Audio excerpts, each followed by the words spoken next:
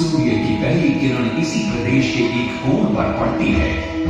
इसी स्थान पर कभी संसार का सबसे भव्य और विशाल सूर्य मंदिर बनवाया गया था।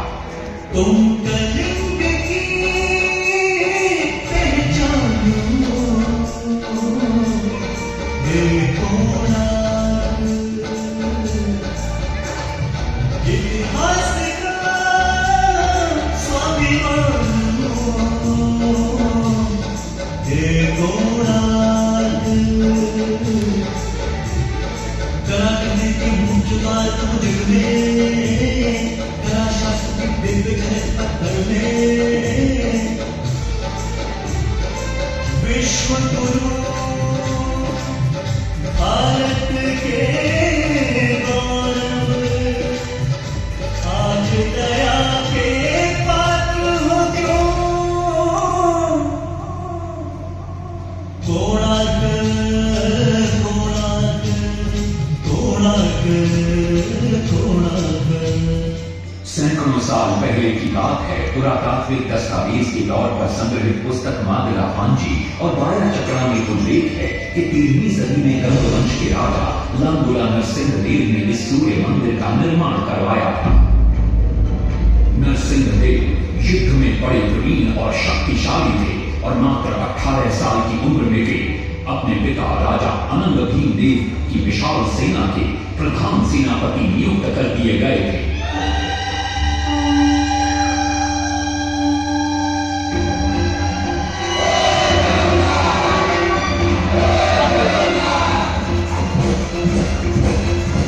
सेनापति बनने के बाद नरसिंह देव ने अपने कुशल नेतृत्व से दक्षिण के कई आक्रमणकारी राजाओं को युद्ध में हरा दिया।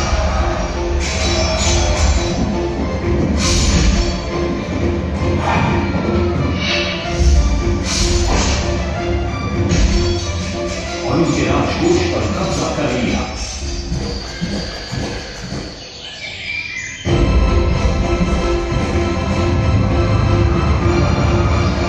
तत्पश्चात उन्होंने विजय पूजा, जिसे आज हम वारंगल के नाम से जानते हैं,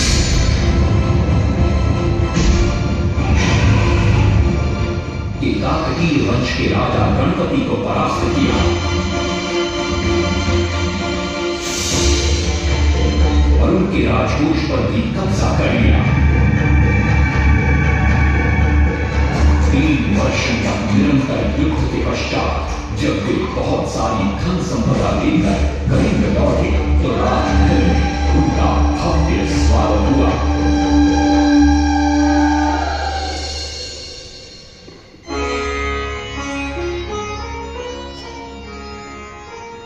राजमाता कस्तूरी देवी पुत्र नरसिंह देव की वीरता से बहुत प्रसन्न हुई और पुत्र के सामने अपने मन की इच्छा प्रकट की।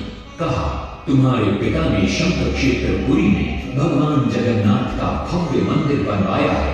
मैं चाहती हूँ कि तुम पद्म क्षेत्र कोणार्क में उससे भी भव्य और विशाल सूर्य मंदिर बनवाओ। किंतु नरसिंह देव माता से प्रति प्रश्न करते हैं, सूर्य मंदिर ही क्यों, और वो भी कोणार्क में? तब राजमाता कस्तूरी देवी बतलाती है, द्वापर युग में भगवान श्री कृष्ण के पुत्र सांब बड़े ही सुंदर और सुकुमार थे। वो नारद मुनि को चिढ़ाया करते थे। एक दिन नारद मुनि ने सांब को सबक सिखाने की योजना बनाई और उन्होंने सांब की सुंदरता की प्रशंसा कर उन्हें गोपियों के साथ जल क्रीड़ा करने को उकसाया।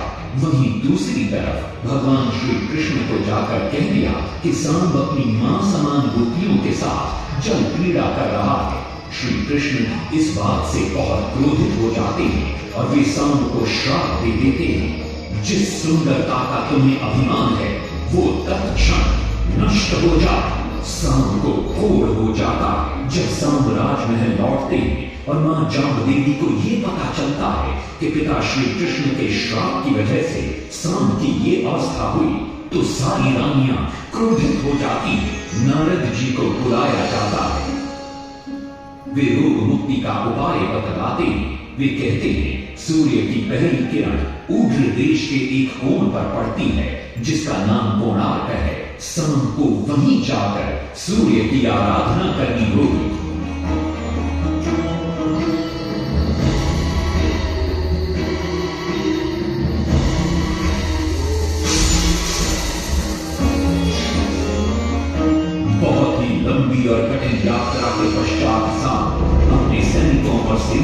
साथ कोणार्क की चंद्रभागा नदी के तट पर पहुंचते हैं और नित्य प्रातः स्नान के बाद सूर्य की आराधना आरंभ करते हैं।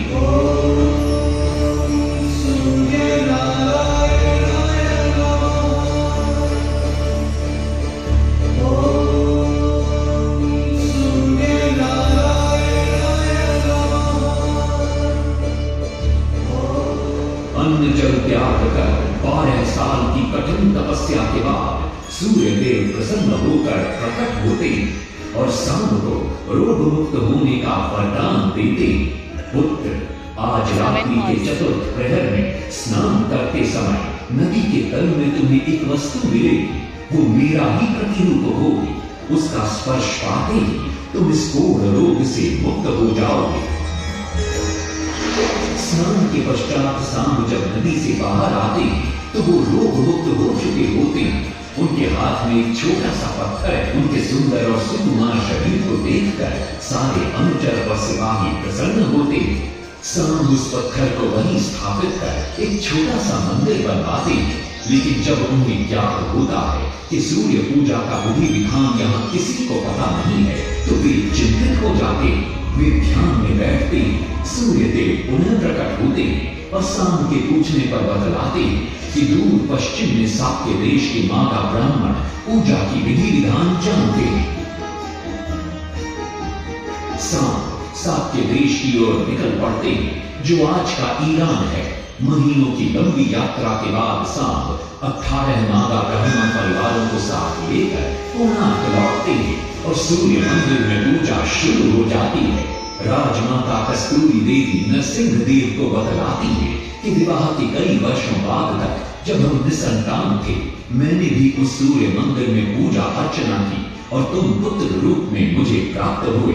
माता की बात सुनकर नरसिंह देव मां को कोणार्क में संसार का सबसे भव्य और विशाल मंदिर बनाने का वचन देते हैं। सदाशिव सामंतराय महापात्र जो शिवई सांतरा के नाम से लोकप्रिय थे, वे अपने सहयोगी बीसू महाराणा के साथ मंदिर का प्रतिरूप बनाते हैं और नरसिंह देव के समक्ष प्रस्तुत करते हैं।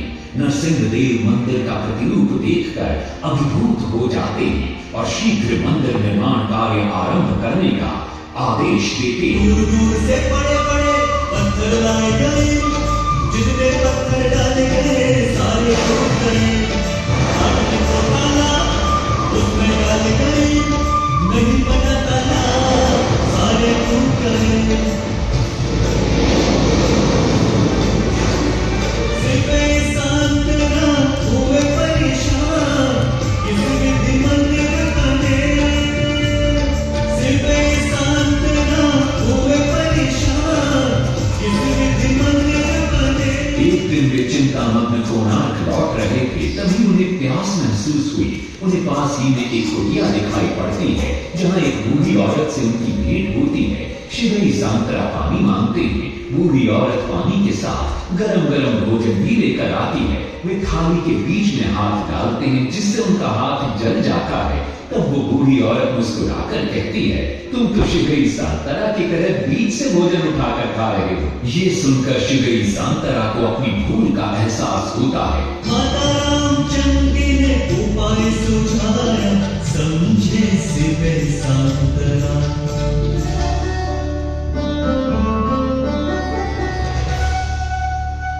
तत्पश्चात वो किनारे से पत्थर डलवाना शुरू करते हैं और मंदिर निर्माण का कार्य तेजी से आगे बढ़ने लगता है।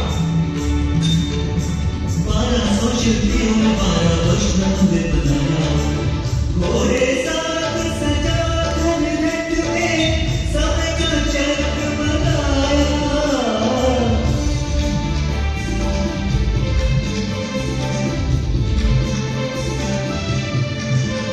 दूसरी तरफ कलिंग के उत्तर के राज्यों के नवाबों के बार बार राज्य पर आक्रमण हो रहे थे। इन आक्रमणों से क्रोधित होकर नरसिंह देव अपनी विशाल सेना को लेकर युद्ध के लिए निकल पड़े।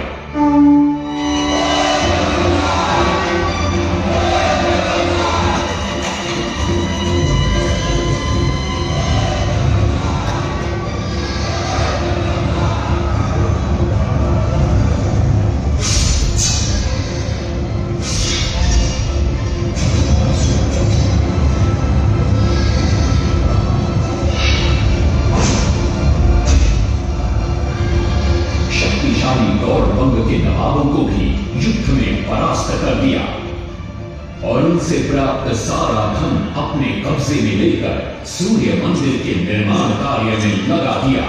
1200 कारीगरों के अथक प्रयास से 12 साल बाद विशाल और भव्य सूर्य मंदिर बनकर तैयार हुआ। उस समय के लोगों में वास्तुशास्त्र, ज्योतिष शास्त्र और खगोल शास्त्र का जो ज्ञान था, उसे देखकर आज के बड़े बड़े वैज्ञानिक भी आश्चर्यचकित रह जाते हैं। कई प्रयासों के बाद भी मंदिर के गुंबद पर कलश स्थापित नहीं हो पा रहा था। क्रोधित नरसिंह देव ने आदेश दिया कि कल प्रातः काल तक यदि कलश स्थापित नहीं हुआ तो सबके सर धड़ से अलग कर दिए जाएंगे। सभी शिल्पकार घोर चिंता में डूब जाते हैं।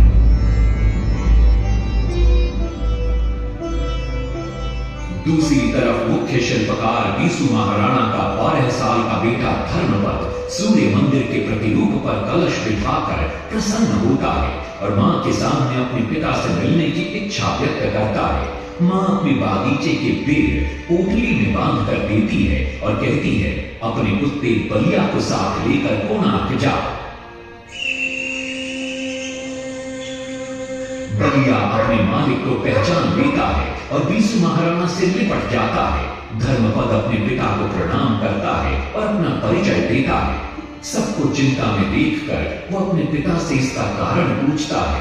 कारण जानकर धर्मपद कहता है, अगर आप आज्ञा दें तो मैं मंदिर के गुंबद पर कलश स्थापित कर सकता हूं। शिवे सांतरा धर्मपद को अनुमति दे देते हैं। धर्मपद गुंबद पर चढ़ जाता है और कुछ ही समय के प्रयत्न के पश्चात वो कलश को स्थापित करने में सफल हो जाता है। गुंबद पर कलश स्थापित होते ही नीचे गर्भगृह में चारों दिशाओं में लगे चुंबकों के आकर्षण से सूर्य महाप्रभु की मूर्ति शून्य में स्थापित हो जाती है। सब धर्मपद को कंधे पर बिठाकर खुशी से नृत्य करने लगते हैं। तभी कुछ कारीगर इसका विरोध करते हुए कहते हैं, अगर सुबह राजा को ये पता लग गया कि इस बच्चे ने कलश को स्थापित किया है तो किसी का बचना संभव नहीं है, इसलिए धर्मपद को मरना होगा। इस बात से शिवई सांतरा बड़े क्रोधित हो जाते हैं। भीषण वाद विवाद छिड़ जाता है। ये सब देखकर धर्मपद गहरी चिंता में पड़ जाता है और वो सोचता है कि यदि मेरे जीवित रहने से इन सब का सर काट दिया जाएगा तो इससे अच्छा है कि मैं आत्म बलिदान कर दूं ताकि सबके प्राण बच जाए। और उसी पल धर्मपद नवनिर्मित सूर्य मंदिर के शिखर पर चढ़ जाता है।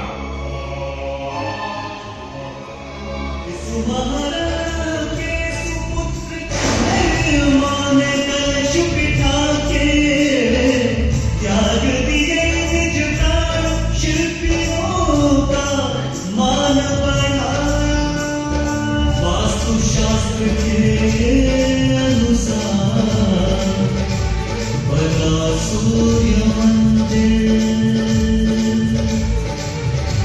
सूर्य उत्तरायण हो या दक्षिणायण हो, सूर्य उदय के आज भी पहले किरण पड़ती प्रभु के ऊपर।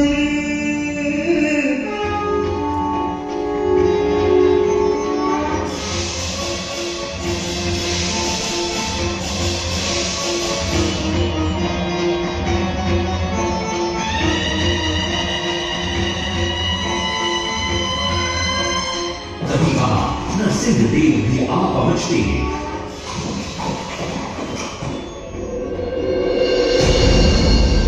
और सूर्य महाप्रभु को शून्य में स्थापित देख वे भी आनंद से भर जाते हैं और शिवई सांतरा की भूरी भूरी प्रशंसा करते हैं।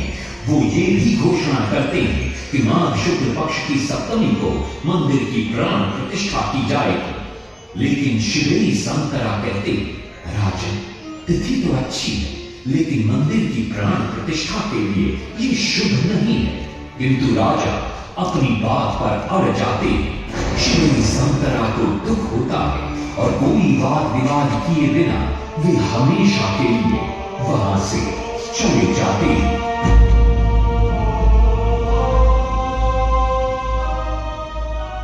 पूर्व निर्धारित तिथि पर मंदिर की प्राण प्रतिष्ठा संपन्न होती है।